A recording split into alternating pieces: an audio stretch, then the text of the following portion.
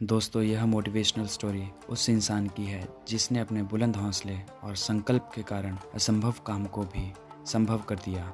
यह कहानी भारत के माउंटेन मैन कहे जाने वाले दशरथ मांझी की है, जिन्होंने अपने बुलंद हौसलों की बदौलत महज एक छीनी और हथौड़े से पूरे पहाड़ को काटकर एक रास्ता बना दिया। दोस्तों, दशरथ मांझी एक ऐसा व्यक्तित्व है जिससे हमारे देश के करोड़ों युवाओं को प्रेरणा मिलती है। दशरथ मांझी जिस गांव में रहते थे, वहां से पास के कस्बे में जाने के लिए एक पूरे पहाड़ को पार करना पड़ता था तथा उस पहाड़ का पूरा चक्कर लगाने के बाद ही दूसरी तरफ पहुंचा जा सकता था। दशरथ मांझी के गांव के लोगों की छोटी सी भी ज़रूरत इस पहाड़ को पार करने के बाद ही पूरी होती थी। एक दिन जब दशरथ मांझी पहाड़ी इलाके में अपना काम कर रहे थे और हर दिन की तरह उनकी पत्नी फाल्गुनी देवी उस दिन भी उन्हें जब दोपहर का खाना देने जा रही थी, तब दुर्भाग्यवश अचानक पैर फिसलने के कारण वह एक पहाड़ी दर्रे में जा गिरती है और तत्काल इलाज न मिलने के कारण उनकी मृत्यु हो जाती है। फाल्गुनी देवी की मौत का सबसे बड़ा कारण वह पहाड़ था जो दशरथ मांझी के गांव और शहर के बीच में दीवार बनकर खड़ा था। इसी पहाड़ के कारण फाल्गुनी देवी को अस्पताल ले जाने में ज्यादा समय लग गया और उनकी मृत्यु हो गई, क्योंकि गाँव से शहर जाने के लिए पूरे पहाड़ का चक्कर लगाना पड़ता था। अपनी पत्नी की मृत्यु ने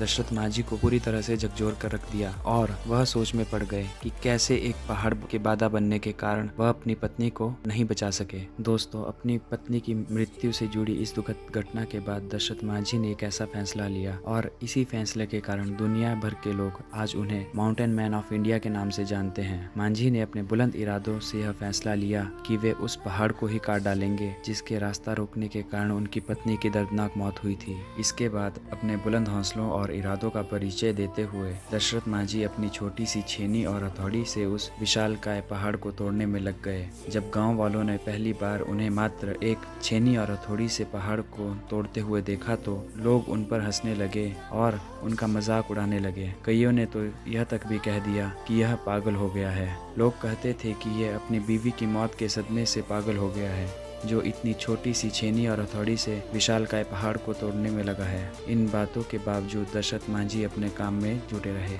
इसी तरह दिन बीतते चले गए, कई महीने गुजर गए, कई मौसम आए और चले गए। अब तो साल भी बीतने लग गए थे। क्या गर्मियाँ, क्या बरसात और क्या ठंड, इन सब की नापरवाह करते हुए दशरथ मांझी सिर्फ अपने लक्ष्य को हासिल करने के लिए कठिन परिश्रम करते रहे। उनका बस एक ही लक्ष्य था, उस पहाड़ को काटकर रास्ता बना देना, ताकि जो उनके साथ हुआ वह फिर किसी और गांव के सदस्य के साथ ना हो।